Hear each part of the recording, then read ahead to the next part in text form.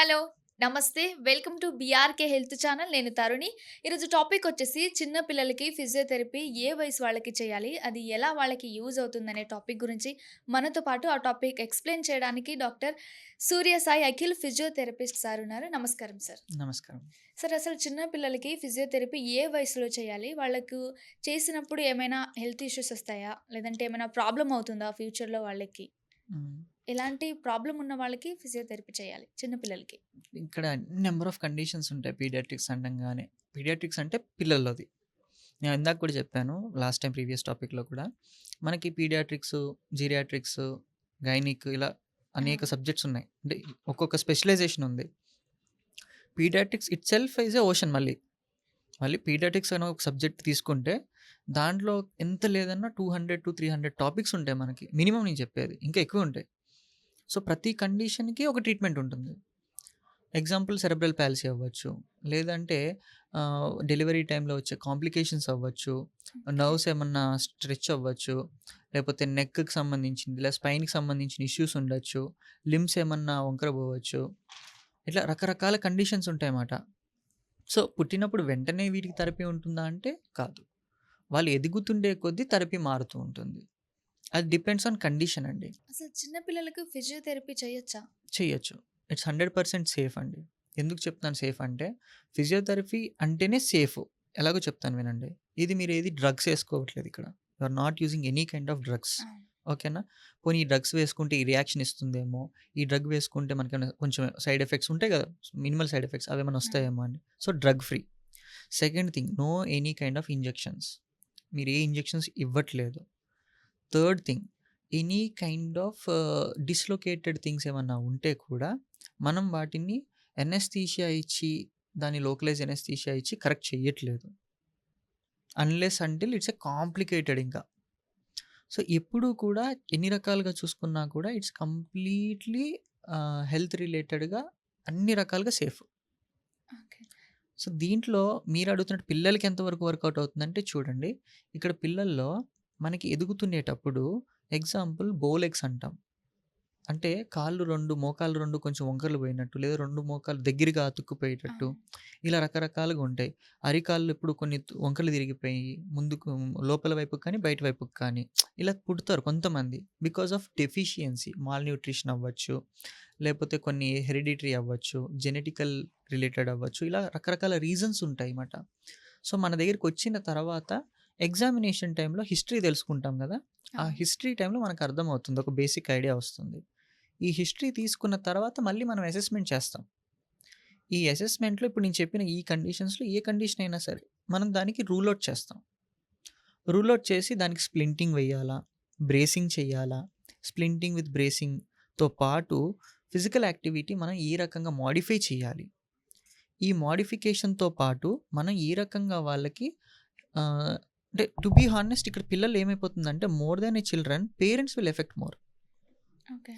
వాళ్ళకెంత ఇదుంటుంది అంటే, అసలు మా బాబు అవుతాడా? లేదా మా పాపకి ఇలా అయింది. రిటర్న్ అవుతారా? అవ్వరా? అనేది. సో, ఇక్కడ ఏం చేస్తాము అంటే, వీళ్ళకి మేము అసెస్‌మెంట్ చేశాక పేరెంట్స్‌కే ఎక్కువ కౌన్సిల్ చేస్తాం.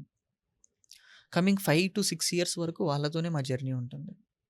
ఎందుకు అంటే, పిల్లలకి ఏం చెయ్యాలి? ఏ టైంలో ఏ థెరపీ చేయాలి? ఎంతవరకు మీరు స్ప్లింటింగ్ ఉంచాలి? ఎంతవరకు స్ప్లింటింగ్ ఉంచకూడదు? ఎలా నుంచోబెట్టాలి? నుంచోబెడితే ఏ సపోర్ట్ ఇచ్చి నుంచోబెట్టాలి? ఎంతసేపు నుంచోబెట్టాలి? So, okay. ఇలా అనేక రకాల ఇష్యూస్ ఉంటాయన్నమాట. ఇవన్నీ క్లియర్ చేయాలి వాళ్ళకి మనం మైండ్‌లో. క్లియర్ చేస్తూ, ఎడ్యుకేట్ చేస్తూ వాళ్ళని మేము ట్రైన్ చేసి, ఆ ట్రైనింగ్ మేము ఏదైతే ఇప్పుడు ఎగ్జాంపుల్ ఇప్పుడు పిల్లలు గూడా మన దగ్గరికి వచ్చి పొద్దున్నుంచి సాయంత్రం దాకా ఉండలేరు. అవును. ఈ mostly they will spend 1, 2 hours maximum 3 అవర్సే ఇన్ ఎ డే ఉంటే పిల్లలు కాబట్టి. ఉన్నప్పుడు కూడా థెరపిస్ట్‌తో ఉండరు వాళ్ళు. వాళ్ళు ఆడుకుంటూ ఉంటారు. మనం చేసేది హార్డ్‌లీ థెరపీ 45 మినిట్స్ టు 1 అవరే ఉంటుంది పిల్లల్లో. మిగిలిన 1, 2 అవర్స్ వాళ్ళు ఆడుకుంటూనే ఉంటారు. ఆ ప్లే జోన్, ఆ ప్లే ఏరియా మీరు ఇవ్వలేదనుకోండి, they will be not cooperative. అవును. కోఆపరేట్ చేయరు కదా! ఏడుస్తూ ఉంటారు. సో, మనం ఆ ప్లే జోన్ ఇవ్వాలి. వాళ్ళు కంఫర్టబుల్‌గా ఫీల్ అవ్వాలి. ఇది ఇస్తున్నప్పుడే మనం పేషెంట్‌కి అదే పేషెంట్ వల్ల పేరెంట్స్‌కి ఎడ్యుకేట్ చేస్తాం. అవును. మీరిలా చేయాలండి. మీరిలా చేస్తే ఇంత ఇంప్రూవ్‌మెంట్ వస్తుందని. సో, ఎప్పుడు కూడా పీడియాట్రిక్స్ అనేది చాలా లెంతీ సబ్జెక్ట్ అండి. And long term rehab. మీరు ఒక స్ట్రోక్ పేషెంట్‌కి అనుకోండి ఎగ్జాంపుల్ పక్షవాతం వచ్చింది లేదా బ్రెయిన్ స్ట్రోక్ వచ్చిందనుకోండి ఎగ్జాంపుల్. ఒక 1, 2 years, 3 years maximum time. Any kind of థెరపీకి. ఇక్కడ అలా ఉండదు. పిల్లోడు పుట్టినప్పటి నుంచి బోన్ మెచ్యూరిటీ వచ్చేదాకా. బోన్‌కి అంటే ఏ వయసు వరకు? ఇక బోన్ మెచ్యూరిటీ అంటే కొంతమందికి 14 ఇయర్స్‌కొస్తుంది, 13 ఇయర్స్‌కొస్తుంది, 16 ఇయర్స్‌కొస్తుంది. ఇట్ డిపెండ్స్ అండి. ఓకే. గ్రోత్ స్పర్ట్ అనేది హిట్ అవ్వాలి. గ్రోత్ స్పర్ట్ హిట్ అయ్యే వరకు కూడా పీడియాట్రిక్ పిల్లల్లో మనం ఎవ్రీ మంత్ లేదా ఎవ్రీ 3 మంత్స్ మనం దాన్ని రివ్యూ చేసుకుంటూ ఉండాలి. ఈ రివ్యూలో మనకు తెలుస్తుంది. అది కరెక్ట్‌గా ఫార్మ్ అవుతుందా? కరెక్ట్‌గానే వెళ్తుందా? లేదంటే రాంగ్ పొజిషన్స్‌లోకి ఏమన్నా వెళ్తుందా? ఎందుకంటే చెప్పాను గదా! డిపెండ్స్ ఆన్ కండిషన్ ఇది. నేను చెప్పేది బోన్ రిలేటెడ్ ఇష్యూస్ ఏమన్నా ఉన్నప్పుడు, బోన్ స్ట్రక్చర్ ఏమన్నా రాంగ్‌గా ఉన్నప్పుడు ఇవన్నీ ఒస్తాయి. మళ్ళీ బ్రెయిన్ ఇష్యూ ఉంది. అది వేరుంటుంది మళ్ళీ. అంటే చిన్న పిల్లలకి బేసిక్‌గా ఎలాంటి సమస్య ఉన్నవాళ్ళు ఈ ఫిజియోథెరపీ చేస్తే యూజ్ అవుతుంది నేను చెప్పాను ఫిజియోథెరపీ? 200-300 కండిషన్స్ ఉన్నాయి టు డిస్కస్. ఓకే. అన్ని ప్రాబ్లమ్స్ ఉంటాయి. అన్ని కండిషన్స్ ఉన్నాయి పీడియాట్రిక్స్‌లో. అంటే ఎగ్జాంపుల్ చెప్తాను. ఈ ఫింగర్‌కి ఫ్రాక్చర్ అయింది. ఇదొక కండిషను. హుహు. వ్రిస్ట్‌కి ఒక ఫ్రాక్చర్ అయింది. ఇదొక కండిషను. డిస్‌లొకేట్ అయ్యింది. అదొక కండిషను. ఎగ్జాంపుల్ కొంతమంది పిల్లలకి పుట్టినప్పుడు ఈ 2 వేళ్ళేవి ఎదిగి, ఈ 2 ఏళ్ళు ఎదగవు. అదొక కండిషను. ఆ! ఓకే. కొంతమందికి పుట్టినప్పుడు ఈ చెయ్యి అసలు ఫార్మ్ గాదు. ఇంతేనే ఏదో ముద్దలాగా ఉంటది. అదొక కండిషను. చూడండి ఇన్ని డిఫరెంట్ అంటే ఈ చిన్న ఏరియాలోనే ఇన్ని ప్రాబ్లమ్స్ ఉన్నాయి చూడండి. అలాగా బాడీ మొత్తంలో ప్రతి ఒక్క ఏరియాకి ఫిజియోథెరపీ చేయొచ్చు మనం. అలా ఎన్ని సంవత్సరాలు చేస్తారు వాళ్ళకి? ఇంకా డిపెండ్స్ అండి. బోన్ రిలేటెడ్ ఇష్యూస్ అయితే ఒకలాగుంటుంది. బ్రెయిన్ రిలేటెడ్ ఇష్యూస్ అయితే ఒకలాగుంటుంది. బర్త్ బ్రేకియల్ ప్లెక్సస్ ఇంజ్యూరీస్ అంటాం. అదైతే ఒకలాగుంటుంది. ఆహ్, డి డి డిచెన్స్ మస్కులర్ డిస్ట్రోఫీ అంటాము. డీఎండీ. అదేమన్నా ఉంటే వేరేలా ఉంటుంది. సెరెబ్రల్ పాల్సీ ఉంటే వేరేలా ఉంటుంది. సీటీఈవీ అంటాము. కంజెనిటల్ టెలిఈక్వెనోవైరస్ అని. అదేదన్నా ఉంటే వేరే ఉంటుంది.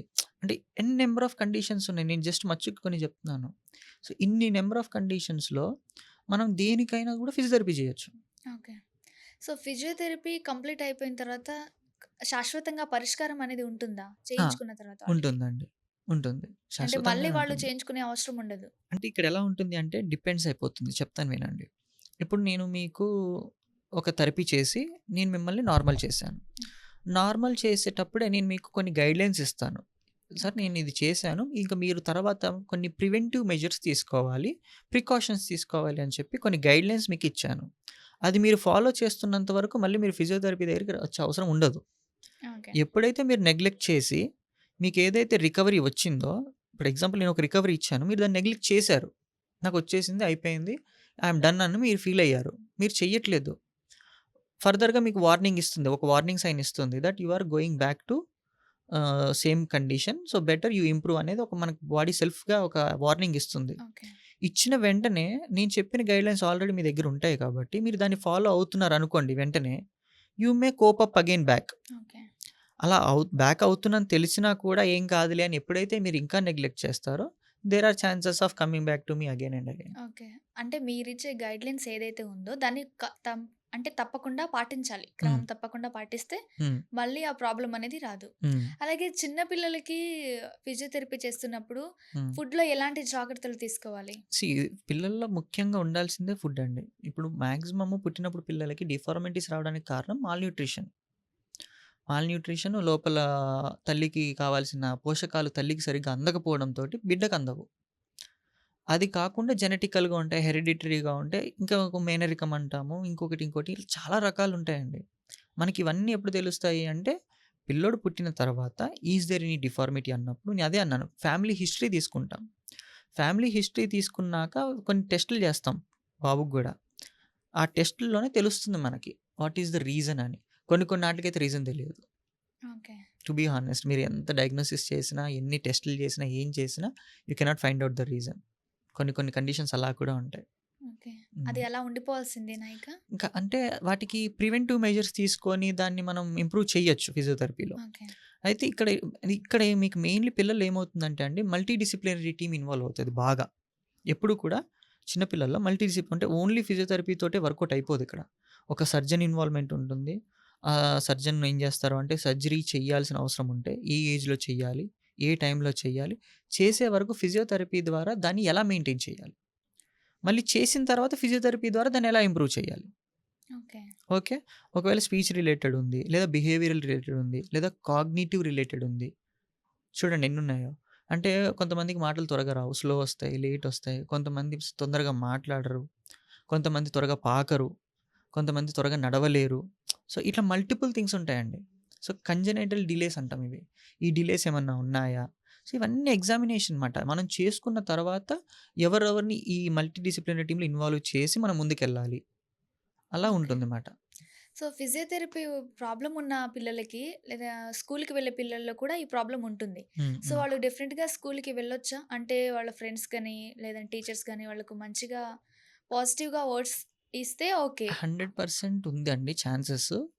ఇంకా కొంతమందికి ఎలా ఉంటుందంటే దేర్ ఆర్ స్పెషల్ స్కూల్స్. ముఖ్యంగా పిల్లలకి ఇలాంటి వాళ్ళకే ఏదైతే డిలేడ్ మైల్‌స్టోన్స్ ఉన్నాయో, ఏవైతే కొంచెం డిఫార్మిటీస్ కానివ్వండి ఇలా ఉన్నాయో డెఫినిట్‌గా వీళ్ళకి స్పెషల్ స్కూల్స్ అని ఉంటాయి. మనకి గవర్నమెంట్ ప్రొవైడ్ చేస్తుంది. ప్రైవేట్‌కి గూడా ఉన్నాయి ఇవి. So, okay. ఈ స్పెషల్ స్కూల్స్‌లోనే వీళ్ళు ఏం చేస్తారు అంటే వాళ్ళకి తగ్గట్టుగా ట్రైనింగ్ ఇస్తూ, వాళ్ళకి ఎడ్యుకేషన్ ఇస్తూ మోడిఫైడ్ చేంజెస్ ఉంటాయి. According to their condition. So, ఈ మోడిఫికేషన్స్ చేస్తూ వాళ్ళని ఇంప్రూవ్ చేస్తూ ఉంటారన్నమాట. ఓకే. స్కూల్‌లో అలా. కూడా ఇంప్రూవ్ చేస్తారు. స్కూల్‌లో గూడా ఇంప్రూవ్ సో, చేస్తుంటారు. ఫిజియోథెరపీ ప్రాబ్లమ్ ఉన్న పిల్లలు కూడా స్కూల్‌కి వెళ్ళొచ్చు. వెళ్ళొచ్చు. Okay sir. సో, దీని గురించి చాలా చక్కగా ఎక్స్‌ప్లెయిన్ చేశారు. Thank you sir. Thank you. So, చూసారు కదా వ్యూవర్స్, చిన్న పిల్లలకి కూడా ఫిజియోథెరపీ ప్రాబ్లమ్ ఉన్నవాళ్ళు స్కూల్‌కి వెళ్ళొచ్చు. అలాగే ఫిజియోథెరపీ ఎలా చేయించుకోవాలి, ఎలా చేయాలి, పేరెంట్స్ ఎలా డిపెండ్ అవ్వాలి పిల్లల మీద, వాళ్ళని ఎలా ఫీడ్ చేయాలనేది కూడా సార్ చాలా చక్కగా ఎక్స్‌ప్లెయిన్ చేశారు. సో, మరొక ఎపిసోడ్‌తో మళ్ళీ కలుద్దాం. అంతవరకు చూస్తూ ఉండండి BRK health channel. Thank you.